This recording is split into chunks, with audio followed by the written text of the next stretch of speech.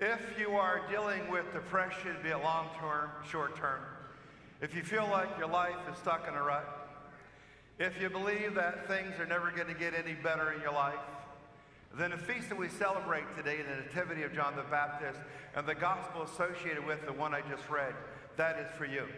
It can lift you up. It can bring light into darkness. Now, today's gospel reading comes out of the first chapter of Luke, verses 57 to 66 inclusive. But to really understand and appreciate today's gospel reading, we have to look at several verses out of the first chapter of Luke that lay foundations for what I just read this morning about the birth of John the Baptist.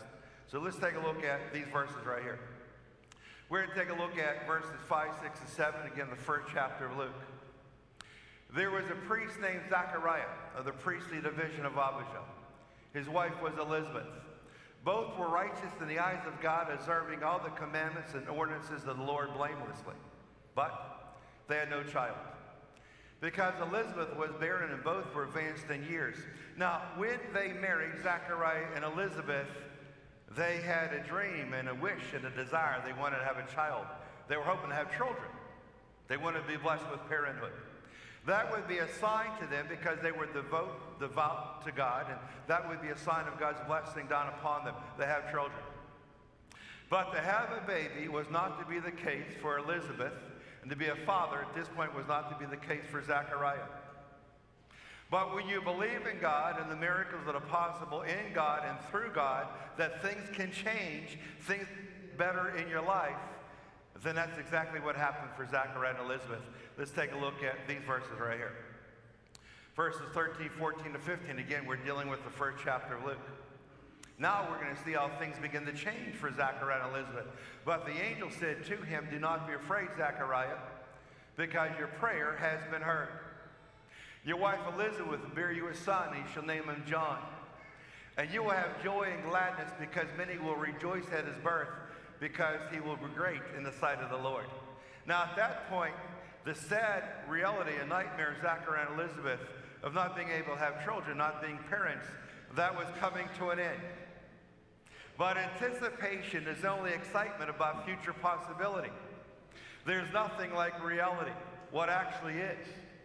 And the reality for Zachariah and Elizabeth was changing. Now that lays the foundation for what I just read this morning. Now let's take a look at verse 57, 58 of the first chapter of John. Now we're going to see that this thought that just maybe in old age and being barren, they might have a child, it comes to fruition. Let's take a look at verse 57, 58.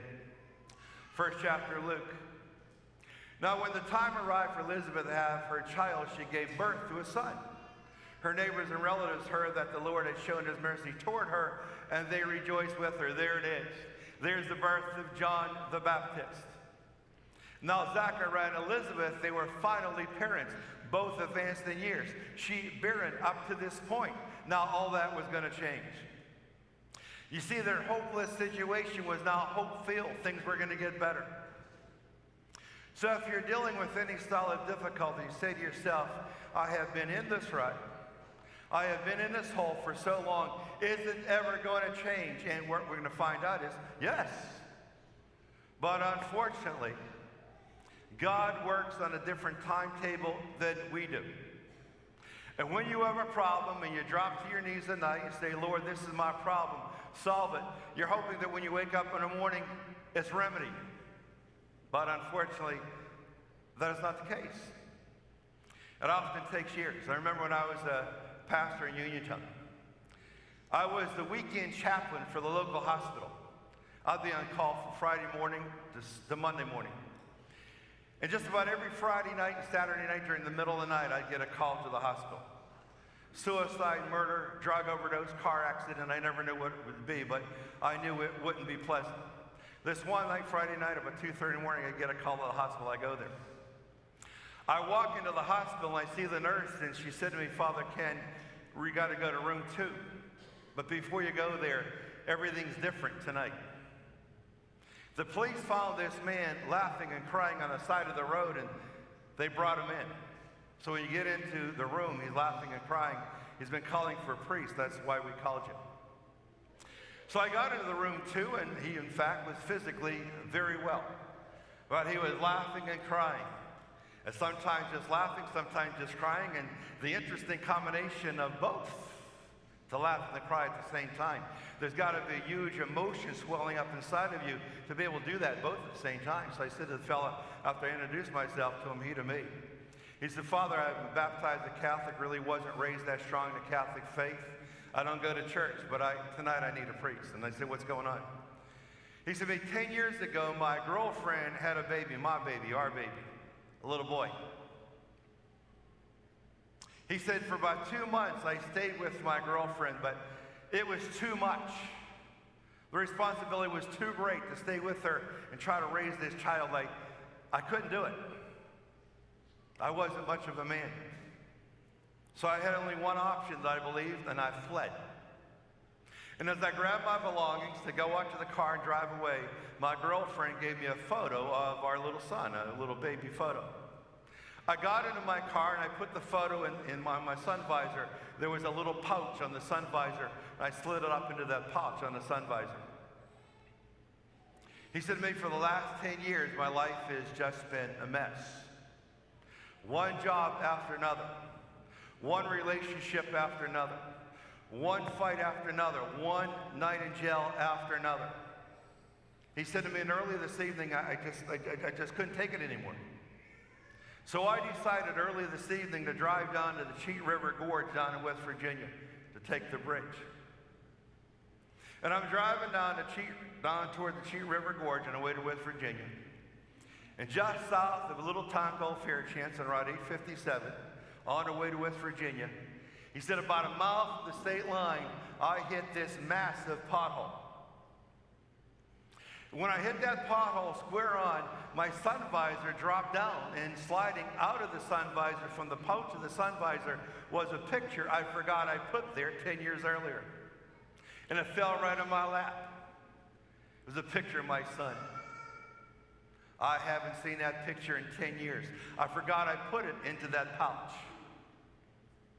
He says, I pulled over onto the side of the road and I just started to laugh and to cry.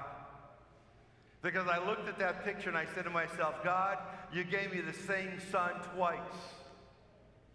Now I know who I am. I know what I need to do. He said to me, Father, I got a lot of work to do. Will I ever be able to reacquaint myself with my son? He has no idea who I am. So my girlfriend has never told him who I am, and I wouldn't blame her if she did. But now I know what I got to do. I got to focus and pull my life together. I now have a reason and a purpose to live. Father Ken, I got my life back tonight. I got my life back, and I got my son's life back, and now I know what I got to do. He says, I'm just bubbling with emotions. I'm laughing that I got my life back, my son back. I'm crying that I almost lost my life and almost lost my son. If it wasn't for the glory, hallelujah, of the Pennsylvania pothole. They're there for a reason. Now I know what it is. So I went and I told the nurse what was going on, and we talked, and she said, we're going to release him. So I went back and I said to the fellow, they're going to release you, buddy. I said, let's do this. It's 4:30 in the morning. We've been here for a while. Let's tell you what I'll do. Let's go up to Denny's. We'll grab some breakfast. It's my treat. I'll take you back down to your car, which is down near the border, and you can start your life again. And we had a good breakfast. And I've kept in contact with this fella. And he is doing well. And his relationship with his son was definitely slow going. But he had to prove himself to his girlfriend. She's already set in life. He wasn't that concerned with her. But he needed to reestablish himself with his son. And the only way he could do that was to become a man for the first time. A father, a true father, not just biologically, but in real name to his son. And he worked on it slowly and slowly and slowly. He's had the same job since. He's focused. He has a nice little house. And he sees his son on a regular basis. So I said in the beginning, if you're going through a period of depression in your life, be it long-term, short-term, if you're dealing with a rut in your life, if you're saying to yourself, will my life ever get better? This gospel reading is for you. Now, if this is a high time in your life and the things are going along great, everything I said doesn't make any sense to you because you're doing good. But if things begin to crumble, hopefully you hold on to what I said, or think about the feast of the Nativity of John the Baptist. Because what that feast teaches all of us, from Zachariah and Elizabeth, things can change for the better. It took a while for Zachariah and Elizabeth. Advanced in years, Elizabeth barren, up until a certain point when she gave birth to John the Baptist. Things can change. So if you are in a dark spot this morning, if you're saying to yourself, I just can't continue on, I don't see the sense in it. Why continue on? Just hold on. Because things can change. They did for Zachariah and Elizabeth. They did for this man through the glory of a Pennsylvania pothole. Because that changed his life. As a picture fell out of his sun visor that was in a pouch of the sun visor. Whatever it is this morning, if you're not going through anything, that's just great. That's beautiful. Hopefully what I said makes no sense. If you're not going through anything, that's God's gift to you. But if you are, and you're saying to yourself, a tall bridge sounds appealing, just hold on. Things can change. They did for Zachariah and Elizabeth. And they did for this man just south of Uniontown. In life, things can change. Things can get better. But it's only in God's time, which is typically a lot longer than our time.